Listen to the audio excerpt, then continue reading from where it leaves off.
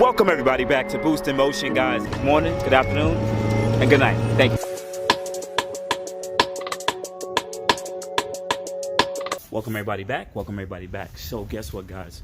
So I've been searching for some wheels, and it may get a little dark because, you know, it's nighttime and everything. We're heading to New Jersey to pick up these wheels. Whew.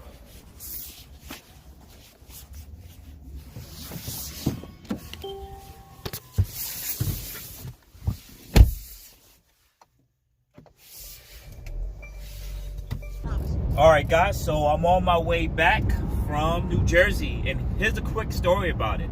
I actually picked up these wheels off of one of you guys, off of another fellow Q50 guy. He actually had these wheels on his Q50 with some nice good tires and everything, and honestly, it's a really good steal of a deal. So much love, brother, and I think I took a photo with you with your father as a selfie to let him know and everything. But it's super cool, man. Super cool. And shout out to him, man. Shout out to them for giving this crazy good deal. All right, so let's hurry up and get home. I also want to get this on video. This is super creepy. See where my feet is?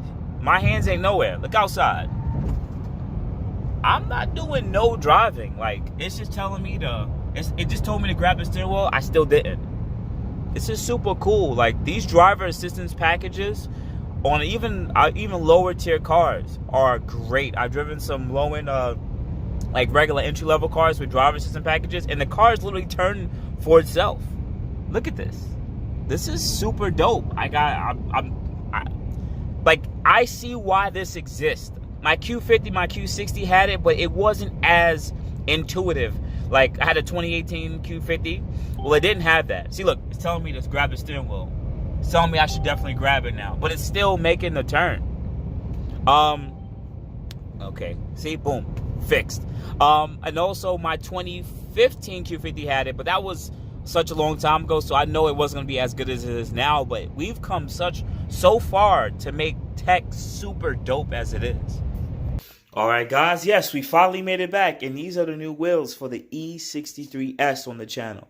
So, quick specs on them. These are HRE FF01s, I believe, and they're 20 by 11 and 45 offset in the rear. There is some concavity with these wheels in the back end, and they're on 295/35 R20 Michelin, I believe, PS4s in the rear. Now, the front wheels are a 20 by 9.5 and a plus 25 offset on a 255/40 or a 20 in the front, also Michelin Pilot Sports. Now, I got to be honest with you. There is some curb rash. There is curb rash. So, but it's very minimal. I think it's only like this wheel, which is one front wheel, and I think a back wheel has a little bit. But nonetheless, it has regular chips like this, small ones like this. I guess for maybe the wheel falling on its face in storage. I spoke to the owner's father. They said that the wheel's pretty much A-okay. Now, what I do want to be clear about is this, though. I used to work in the car field and everything like that. I went and inspected each tire, sprayed them, each one of them down to see if there's any leaks, any punctures, anything. And only one wheel has a puncture, and it's this one. It has two small punctures on it. So I can do a plug. I could also plug those on my own. Or I can order a new tire. And what I did was, guess what? I ordered a new, not a new tire, a used tire. So I ordered another Michelin 295/35 R20 with no punctures or anything like that, no bubbles. I like to get my stuff used because, you know, once again, it's really boost on a budget. But then also on top of that, I'll keep this one as a spare. So I'll put that new used tire on and keep this one as a spare. And maybe I'll make a video on how to do a proper two-piece repair on an old tire. And then I'll have pretty much that should be pretty much good. But also, what I'm happy about is I got these for a freaking steal, man. You guys are probably already asking. Let's just leave it as I only paid like $1K. Yes, $1K for this whole setup. And you guys already know this setup is expensive if you know HRE wheels. And to be quite honest with you, they're flow form wheels, just the same thing, something very similar like Enki RPF ones, same type of process. So they're actually pretty light for a 20-inch wheel. I don't have a weight or scale, but I've had 20-inch setups before on my older cars, and they were super heavy. Now, for some people who are watching, like, well, then boost, why don't you powder coat them? Are they going to go well with the car? Because, your car is wiped white, and it may not go with the silver, or in this video, it may look a little silverish. And I have been thinking about that. If I do want to get these powder coated, it would have to be black. But I'll be honest with you, Boost is on a budget, and knowing that I got these wheels for a steal, to spend more money in powder coating it, another $500 brings the price of the total setup. And honestly, I want to keep it like Boost on a budget, so whenever I sell it, I'll sell it at a profit. Come on, man. I sold my last 2 cars pretty much without barely losing anything. And same thing with my wheels and parts on my last Q50s and Q60s. So let's keep that savings going. So nonetheless, when I also ordered some hub rings for these wheels, some hub rings, because the center bore, the hub bore is a little too wide for the Mercedes, and I ordered wobble bolts. Now, wobble bolts are used for 5x14 to 5x112 wheels, or vice versa. Pretty much, it offsets where the face of the lug nut or lug bolt would actually hit, so that it can actually fit. You can adapt it to another car. I'll show you in another video when I do get the parts what that actually looks like.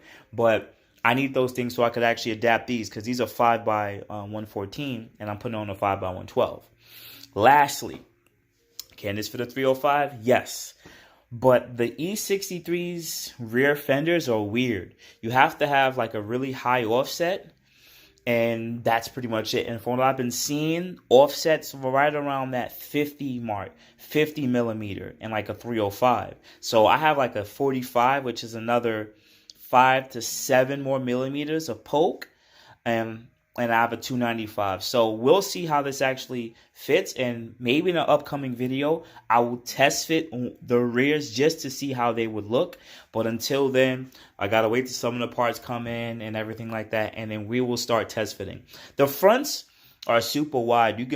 I can still put a 9.5 with a plus 25 offset and still probably add a spacer. So that may be something that we consider to do in the future if the front is not wide enough. But all in all, I'm pretty happy with this buy. I got a taller tire too. My tires on the E63 is a 295 30/20. That's a super small size tire size. I like nice meaty tires like this because these can handle potholes and everything and deal with less blowouts, if you know what I mean. So I'm super happy about that. So I do want to bring this video to a close. I've been talking too much, but I'm happy that I finally got these parts, and I can't wait to get the E63 back so we can then test fit it and install other parts that I've been sitting on for 2 months, guys. So outside that, guys, you have a good morning, good afternoon, good night. Thank you for banging with your boy Boost. I really appreciate it. Sorry for making this video so long and boring, but just want to give those updates. So see you next video, guys. Take care. Thank you, everybody, for watching. Do appreciate you guys. Love you guys very much. You can also check out the 2 links I posted for some of my other videos. Also, on top of that, if you want to purchase some Boost in Motion merch, definitely check the link that I posted also. And finally, if you've been watching all my videos and you enjoy them, please hit the link to subscribe to my YouTube channel. Thank you.